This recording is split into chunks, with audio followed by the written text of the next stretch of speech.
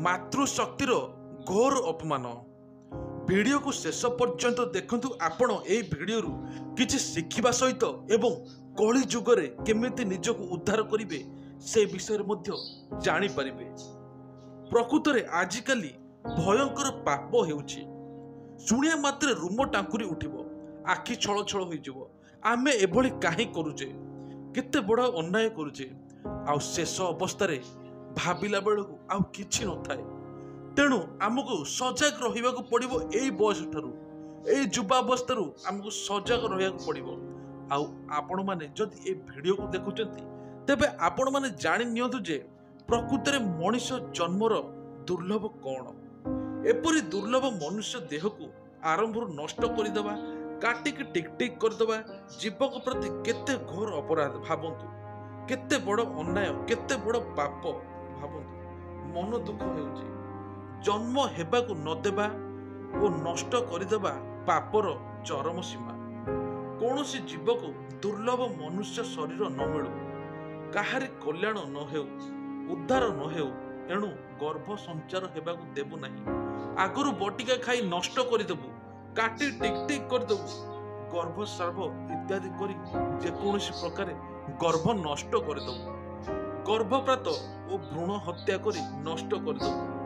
ପାପ କରିବୁ ପଛେ, ନରକକୁ ଯିବୁ ପଛେ, ମାତ୍ର କଲ୍ୟାଣ କରିବାକୁ କାହାକୁ ସୁଯୋଗ ଦେବୁନି। ଏମିତି ବିଚାର କରି ଅଣ୍ଟା ଭିଡ଼ିଛନ୍ତି ଆଜିର ଲୋକମାନେ। ତେବେ ଏବେ ସବୁ କ'ଣ ଘଟୁଛି ଆପଣମାନେ ଟିକେ ଭାବନ୍ତୁ। ବ୍ରହ୍ମ ହତ୍ୟାରେ ଯେତେ ପାପ ଲାଗେ, ଗର୍ଭପାତ କଲେ ତାହାର 2 ଗୁଣ ବେଶୀ ପାପ ଲାଗେ। ଏହି ଗର୍ଭପାତ ରୂପୀ ମହାପାପର କୌଣସି ପ୍ରାୟଶ୍ଚିତ ନାହିଁ। ଏପରି ପରିସ୍ଥିତିରେ ସେହି ସ୍ତ୍ରୀ ପରିତ୍ୟାଗ କରିଦେବା, ସେହି ସ୍ତ୍ରୀକୁ ସ୍ୱୀକାର କରିବା ନାହିଁ ବିଧାନ ରହିଛି। ଯଦି କମ ସନ୍ତାନ ଚାହୁଁଛନ୍ତି ତେବେ ବ୍ରହ୍ମଚର୍ଯ୍ୟ ପାଳନ କରନ୍ତୁ। ମୁଁ ସେ କଥାକୁ ଅନୁମୋଦନ କରିବି। ବ୍ରହ୍ମଚର୍ଯ୍ୟ ପାଳନ କଲେ ଆପଣମାନଙ୍କୁ ପାପ ଲାଗିବ ନାହିଁ, ବରଂ ଦେହ ଭଲ ରହିବ ଓ ସୁସ୍ଥ ସବଳ ହେବ। କିନ୍ତୁ ଦେହ ନଷ୍ଟ କରିବା ଅଥଚ ସନ୍ତାନକୁ ହେବାକୁ ଦେବା ନାହିଁ, ଏହା କେତେ ଲଜ୍ଜା ଏବଂ ଦୁଃଖର କଥା ଆପଣମାନେ ଥରେ ଭାବନ୍ତୁ। ସମସ୍ତ ଧର୍ମ ବିଷୟରେ ଶୁଣନ୍ତୁ ଏବଂ ଶୁଣି ତାକୁ ଧାରଣ କରନ୍ତୁ। ଯେଉଁ ଆଚରଣ ପ୍ରତି ନିଜ ପ୍ରତିକୂଳ ଏବଂ ଅନ୍ୟମାନଙ୍କ ପ୍ରତି ସେପରି ଆଚରଣ କରନ୍ତୁ ନାହିଁ। ଯଦି କେହି ଆପଣଙ୍କୁ ଉନ୍ନତି, ଜନ୍ମ, ବୃଦ୍ଧି, ପାଠପଢ଼ା, ଭଜନ, ଧ୍ୟାନ ଓ ଇଷ୍ଟ ପ୍ରାପ୍ତିରେ ପ୍ରତିବନ୍ଧକ ସୃଷ୍ଟି କରେ ତେବେ ତାକୁ ଜାଣିଛନ୍ତି ପାପ ଲାଗିବ। ତାର ଯେତେ ପୁଣ୍ୟ ହୋଇଥିଲେ ମଧ୍ୟ ସବୁ ପାପରେ ପରିଣତ ହେବ। ଆପଣ ଛୋଟ ଛୋଟ ଜୀବଜନ୍ତୁକୁ ମାରି ଦେଉଛନ୍ତି। ସେମାନେ ବିଚରା କିଛି କରିପାରୁନାହାନ୍ତି। କିନ୍ତୁ ଭଗବାନଙ୍କ ଦରବାରରେ କ'ଣ ନ୍ୟାୟ ନାହିଁ? ନିର୍ବଳ ପ୍ରାଣୀମାନଙ୍କୁ ମାରିଦେବା କେତେ ବଡ଼ ପାପ ଆପଣମାନେ ଜାଣିନାହାନ୍ତି। ଆପଣମାନେ ମହାଭାରତ ପଢ଼ିଲେ ବା ଶୁଣିଲେ ଜାଣିପାରିବେ ଯେ ଯୁଦ୍ଧ କ୍ଷେତ୍ରରେ କେହି ବାଣ ଚଳାଇବା ପୂର୍ବରୁ ପ୍ରଥମେ ସତର୍କ କରାଦିଆଯାଏ, ସାବଧାନ ହୋଇଯାଅ, ମୁଁ ବାଣ ଛାଡୁଛି। ସେହିଭଳି ଶତ୍ରୁ ଉପରକୁ ବାଣ ଛାଡୁଥିଲେ ମଧ୍ୟ ପ୍ରଥମେ ତାକୁ ସାବଧାନ କରାଇ ତାପରେ ବାଣ ଛଡ଼ାଯାଏ। ଯେଉଁମାନେ ଅସହାୟ, କିଛି କରିପାରନ୍ତି ନାହିଁ, ନିଜକୁ ରକ୍ଷା ମଧ୍ୟ କରିପାରନ୍ତି ନାହିଁ, ଆମେ ତାଙ୍କୁ କ୍ଷତି କରୁ, ଆମେ ତାଙ୍କୁ ମାରିଦଉ।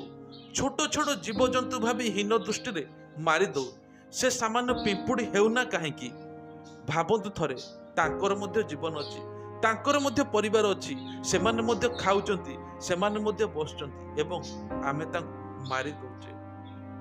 ଏଥିପ୍ରତି ଟିକେ ଦୃଷ୍ଟି ଦିଅନ୍ତୁ ଏବଂ ବିଚାର ମଧ୍ୟ କରନ୍ତୁ।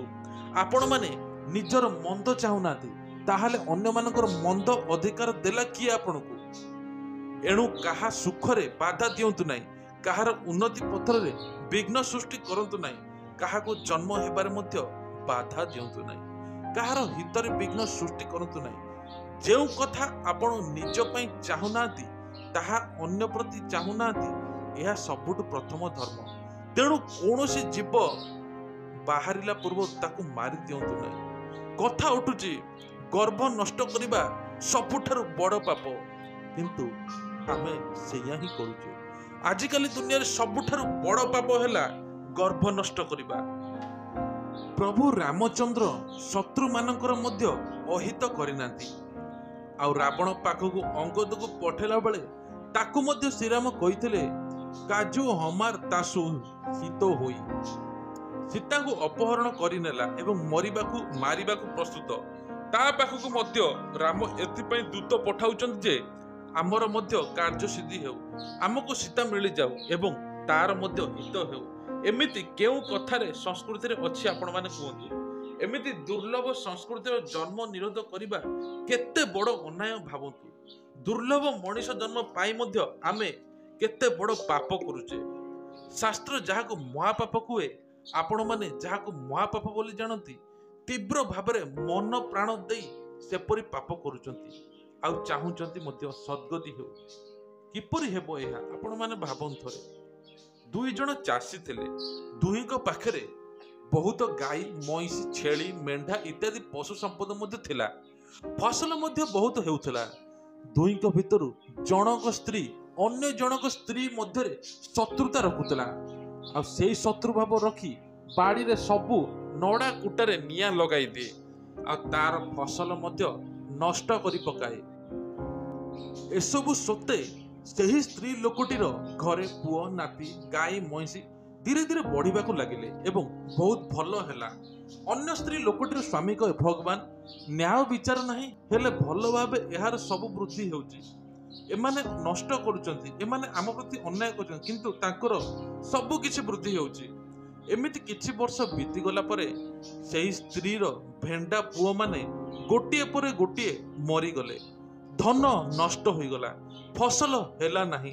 ଏହା ଦେଖି ଅନ୍ୟ ସ୍ତ୍ରୀ ଲୋକଟିର ସ୍ୱାମୀ କହିଲା ଭଗବାନଙ୍କ ବିଚାରରେ ଅନ୍ୟାୟ ନାହିଁ, କିନ୍ତୁ ବିଳମ୍ବ ହୁଏ। ନିଶ୍ଚିନ୍ତ ଆପଣମାନେ ଯଦି ପାପ କରିଛନ୍ତି ସାଙ୍ଗେ ସାଙ୍ଗେ ଆପଣଙ୍କୁ ଦଣ୍ଡ ମିଳିବା ସେଇଟା ବଡ଼ କଥା ନୁହେଁ, କିନ୍ତୁ ଦଣ୍ଡ ତ ନିଶ୍ଚିନ୍ତ ମିଳିବ। ଅନ୍ୟାୟ କେବେ ବି ଭଗବାନ ସହିପାରନ୍ତିନି, ଏଇଟା ମନେ ରଖନ୍ତୁ। ଆଉ ବାସ୍ତବରେ ଏହା ମଧ୍ୟ ହେଲା। ଭଗବାନଙ୍କ ବିଧାନ ଅନୁସାରେ ଯାହା ହେବା ଉଚିତ ତାହା ସମୟକ୍ରମେ ହେଉଛି। ମନୁଷ୍ୟର ଦୃଷ୍ଟି ତୁଚ୍ଛ ହୋଇଥିବାରୁ ସେ ଭାବେ ଏବଂ ବିଳମ୍ବ ହୁଏ। ତେଣୁ ମନୁଷ୍ୟ ଯେତେବେଳେ ଭାବେ ସେହି ସମୟରେ ସବୁ କିଛି ସରିଯାଇଥାଏ। ତେଣୁ ଆଗରୁ ସତର୍କ ହୋଇଗଲେ ବହୁତ ଭଲ କଥା। ଅନ୍ତତଃ ଜାଣି ଶୁଣି ତ ଘୋର ଅତ୍ୟାଚାର ମହାପାପ କର ନାହିଁ। ଆମେମାନେ ଭାବୁଛେ ମଣିଷ ଜନ୍ମ ଗୋଟିଏ ଜନ୍ମ, ଏଥର ଆମେ ପାପ କରିଦେବା, ଆଗକୁ ଭଲରେ ରହିବା। ସେସବୁ ଭୁଲ। ଆପଣମାନେ କେମିତି କୀଟ ହେଇକି ଜନ୍ମ ନେବେ ସେ କଥା ଭାବିଲେ ଆପଣଙ୍କ ଦେହ ଥରିବ। ଆଉ ଏକଥା ହିଁ ସତ। ଆଉ ଜାଣିଛନ୍ତି, ପ୍ରଥମେ ମାତାଙ୍କ ନାମ ପରେ ପିତାଙ୍କ ନାମ ଧରି ଡକାଯାଏ, ଯଥା ରାଧେଶ୍ୟାମ, ସୀତାରାମ, ଲକ୍ଷ୍ମୀ ନାରାୟଣ, ଗୌରୀ ଶଙ୍କର ଇତ୍ୟାଦି। ଗର୍ଭ ଅବସ୍ଥାରେ କନ୍ୟାକୁ ମାରିଦେବା ମାତୃଶକ୍ତିର ଘୋର ଅପମାନ। ଏଠି ଯେତେ ଭାଇ ଭଉଣୀ ବସିଛନ୍ତି ସମସ୍ତେ ମା ପେଟରୁ ଜନ୍ମ ହୋଇଛନ୍ତି, ବାପାଙ୍କ ଠାରୁ ନୁହେଁ। ମା ସମସ୍ତଙ୍କୁ ପାଳନ କରିଛି, ବାପ ନୁହେଁ। ସମସ୍ତେ ମା କ୍ଷୀର ପିଇଛନ୍ତି, ବାପାଙ୍କର ନୁହେଁ। ଯେତେବେଳେ ବାଛୁରୀ କ୍ଷୀର ପିଏ ସେତେବେଳେ ଗାଈ ତାକୁ ଚାଟୁଥାଏ ଆଉ ଆଡ଼କୁ ମଧ୍ୟ ଚାହୁଁଥାଏ, ଫଳରେ ବାଛୁରୀ ସୁସ୍ଥ ଏବଂ ସବଳ ହଉ। ତାକୁ ଯଦି ଅନ୍ୟ କୌଣସି ଗାଈର କ୍ଷୀର ପିଆଇ ଦିଆଯାଏ ତେବେ ସେପରି ହୃଷ୍ଟପୁଷ୍ଟ ହେବ ନାହିଁ। ମାର ମହିମା ବିଚିତ୍ର। ଆପଣ ନିଜ ସୁଖ ଓ ସୁବିଧା ପାଇଁ ଲୋଭବଶତ ମାତୃଶକ୍ତିର ନାଶ କରୁଛନ୍ତି। ମାତୃଶକ୍ତିର ବଡ଼ ଅପମାନ ଆଉ କିଛି ହୋଇନପାରେ। ଗର୍ଭସ୍ଥ ଶିଶୁ ମାତୃଶକ୍ତି।